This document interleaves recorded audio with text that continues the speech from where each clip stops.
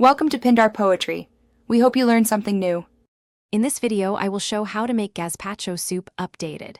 Start by gathering ripe tomatoes, cucumber, bell pepper, garlic, bread, olive oil, vinegar, salt, and pepper. Chop vegetables roughly so they blend evenly and keep an ice bath ready to cool jars or bowls. Prep garnishes like diced peppers and herbs while the soup chills, as a cold rest melds flavors and improves mouthfeel.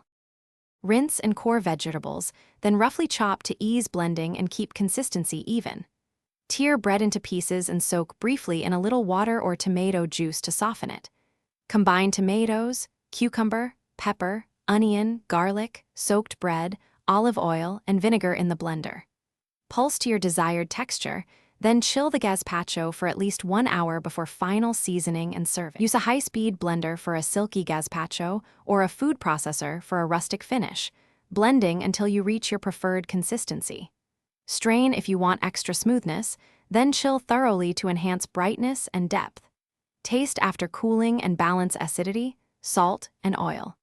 Keep leftovers refrigerated and consume within 3 days for the best fresh flavor and safety. Thanks for watching. Consider subscribing if we helped you.